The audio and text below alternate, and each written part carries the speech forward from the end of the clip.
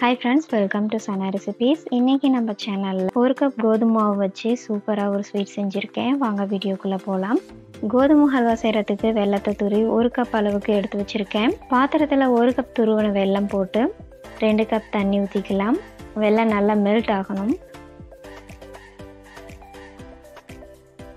Whisk வச்சு நல்லா beat பண்ணி எடுத்துக்கோங்க. வெல்லம் நல்லா கரைஞ்சிருச்சு. இப்போ ஸ்டவ் ஆஃப் பண்ணிட்டு பவுலில் நம்ம ரெடி பண்ண வெள்ளை கரைசலாக ஃபில்டர் பண்ணி எடுத்துக்கலாம். இப்போ இது அப்படியே இருக்கட்டும். 1/2 கப் அளவுக்கு டால்டா எடுத்திருக்கேன். டால்டாக்கு பதிலாக கீ இல்லைன்னா ஆயில் கூட எடுத்துக்கலாம். டால்டா நல்லா உருகட்டும். டால்டா நல்லா உருகிருச்சு. அடுத்து எடுத்து வச்சிருக்க 1 கப் வீட் ஃப்ளார் போட்டு நல்லா கலந்து விட்டுக்கலாம்.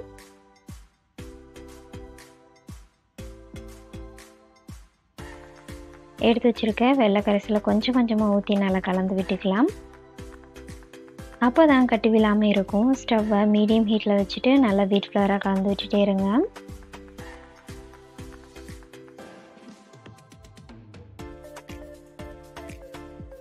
பாருங்கள், கொஞ்சம் கொஞ்சமாக கோதுமை மாவு லைட்டாக திரண்டு வர ஆரம்பிச்சிருச்சு.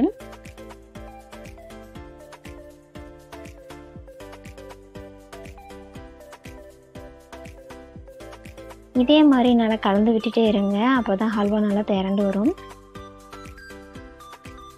பாருங்கள், ஹல்வா நல்லா திரண்டு வந்துருச்சு. பிளேட்டில் ஆயில் அப்ளை பண்ணிவிட்டு ரெடி பண்ண ஹல்வாவை பிளேட்டில் போட்டு ஃபுல்லாக அப்ளை பண்ணி விட்டுக்கலாம்.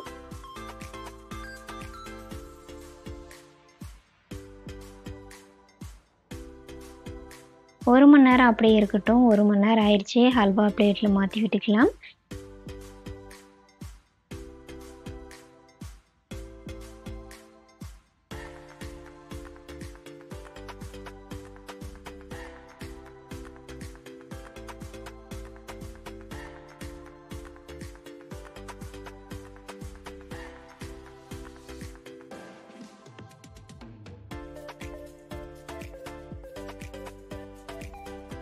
பாருங்க, ஹல்வா சூப்பராக வந்திருக்கு.